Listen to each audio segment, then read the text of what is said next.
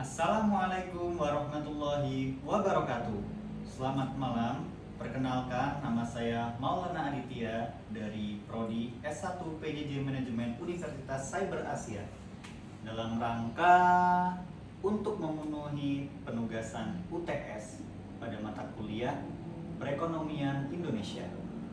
Apa sih tugasnya? Nah, tugasnya pada kesempatan hari ini adalah diminta untuk mencari terkait strategi negara Indonesia yang bisa dilakukan untuk bisa keluar dari middle income trap.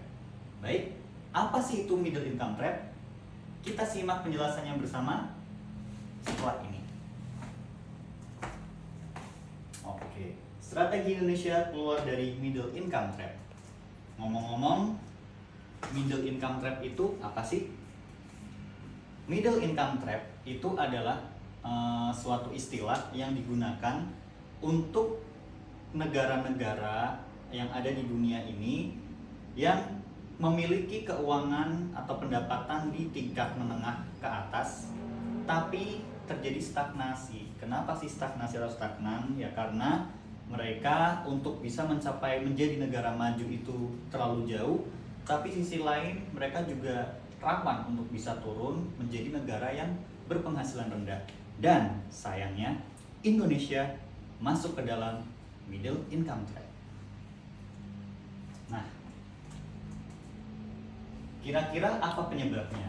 Penyebabnya itu berdasarkan analisis yang saya coba cari dan juga saya coba baca-baca dan pelajari dari berbagai sumber dan literasi, banyak disebabkan oleh beberapa hal. Yang paling dominan yaitu pertama, bahwa negara kita masih belum bisa melakukan hilirisasi produk dengan maksimal.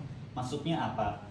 Kita memang punya sumber daya alam yang melimpah, tapi yang banyak kita ekspor ke negara lain itu adalah bahan mentah, bukan produk jadi.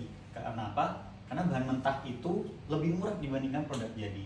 Belum dengan sumber daya manusia kita yang kualitasnya masih cenderung lebih rendah atau kalah dibandingkan dengan negara lain, dan juga mungkin bisa jadi nilai tukar rupiah kita yang semakin melemah. Nah, lantas strateginya apa sih supaya bisa keluar dari middle income trap? Nah, di sini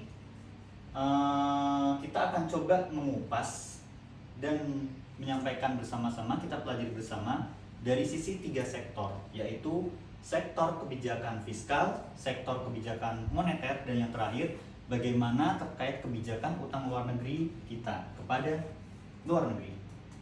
Nah, pertama yaitu mengenai strategi atau peran kebijakan fiskal. Di sisi kebijakan fiskal ini, langkah-langkah yang harus bisa bangsa Indonesia lakukan yaitu dengan melakukan reformasi perpajakan. Untuk saat ini sudah ada yaitu Cortex yang sudah mulai rilis dan mulai kita gunakan, walaupun mungkin masih belum terlalu sempurna, tapi mudah-mudahan kedepannya bisa menjadi perfect seperti yang diekspektasikan. Nah, kemudian terkait uang fiskal dan juga fondasi transformasi ekonomi juga Indonesia harus segera benahi. Nah, selain itu juga belanja produktif diharapkan bisa mampu pemerintah lakukan supaya yang dikeluarkan itu kita bisa menggunakan anggaran seefisiensi mungkin, tetapi produktif dalam artian apa? Bisa menyasar ke yang memang harusnya mendapatkan itu. Jadi bahasa gampangnya tidak mubazir belanja negara kita. Kemudian kita lanjut dari sisi kebijakan moneter. Nah, kebijakan moneter ini fungsinya sebagai penjaga stabilitas dan pertumbuhan ekonomi Indonesia. Nah, dari sisi kebijakan moneter ini kurang lebih hal-hal yang harus atau bisa dilakukan bangsa Indonesia, yaitu dengan menjaga tingkat suku bunga supaya para UMKM tentunya bisa meminjam namun tidak terlalu tinggi suku bunganya. Jadi tingkat permintaan pinjaman dari para UMKM itu cukup tinggi dan UMKM bisa sangat terbantu dengan pinjaman dana yang mereka dapatkan sehingga bisa memperbesar atau memperluas basis usaha mereka. Kemudian kita juga bisa masuk ke manajemen utang luar negeri. Nah, di manajemen utang luar negeri ini diharapkan Indonesia itu bisa mampu pelan-pelan keluar dari ketergantungan peminjaman dengan luar negeri. Biasanya pinjamannya itu dengan IMF, salah satu lembaga independen yang mengelola terkait pendanaan dunia. Nah, biasanya negara-negara berkembang banyak yang melakukan pinjaman ke IMF untuk bisa memenuhi kebutuhan negaranya. Nah, kalaupun misalkan nanti harus hutang, harapannya sih bisa lebih bijak lagi dalam melaksanakan anggarannya. Jadi hutang tersebut bisa benar-benar digunakan untuk hal-hal yang mendesak, urgent, dan bisa masuk ke rakyat yang mungkin bisa dibilang kelas menengah ke bawah. Tujuannya itu tepat sasaran ke mereka dan juga bisa memenuhi kebutuhan negara dengan baik. Jadi sekali lagi, hutang yang kita terima pun ya bisa kita gunakan dengan tidak mubazir. Nah, kemudian harapannya juga utang luar negeri itu sebagai solusi jangka panjang, bukan jangka pendek, dalam artian kita bermudah-mudahan berhutang. Nah, seperti itu kurang lebih yang mungkin Indonesia bisa lakukan dari sisi manajemen utang luar negeri.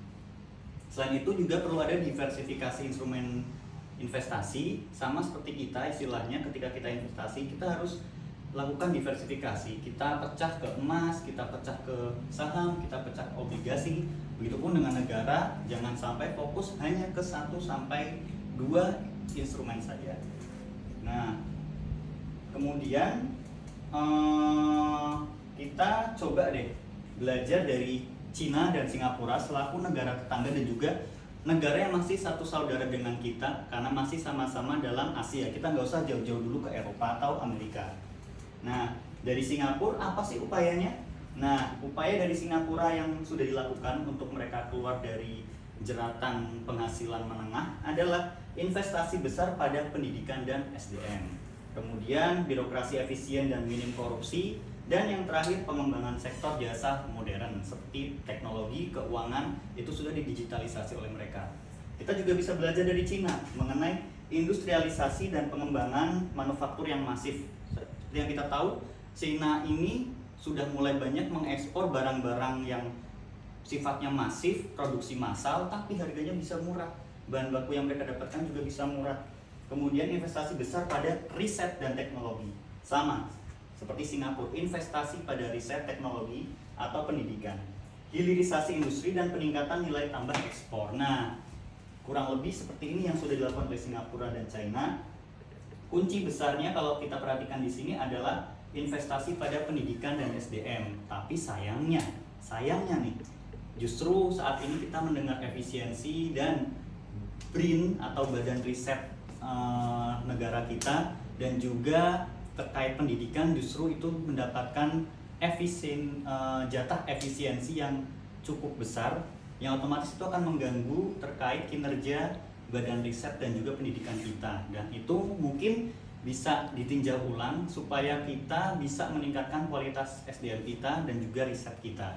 Kemudian dari sisi birokrasi yang efisien dan minim korupsi. Nah, di sini mungkin hampir tiap minggu kita bisa melihat banyak sekali kasus korupsi yang setiap hari itu bermunculan. Karena percuma kalau misalnya kita tingkatkan kualitas SDM ataupun hilirisasinya, tapi ternyata birokrasi dan juga pemerintahnya masih banyak kasus korupsi, itu sama dengan ibarat kata itu kolam tapi bocornya itu ada. Kita harus perlu tambal itu dulu untuk bisa lanjut ke upaya yang lain, kalau menurut saya. Nah, mungkin kesimpulannya seperti itu. Pada intinya yaitu Indonesia masih ada harapan untuk bisa keluar dari middle income trap dengan menjalankan upaya-upaya yang tadi sudah kita jelaskan satu persatu dari 3 sektor strategi. Mungkin juga bisa berfokus pada hilangkan dulu korupsinya untuk kemudian tingkatkan kualitas SDM dan hilirisasi yang seperti disampaikan oleh Wakil Presiden kita. Baik, mungkin itu saja yang dapat saya sampaikan. Kurang lebihnya mohon maaf. Wassalamualaikum warahmatullahi wabarakatuh.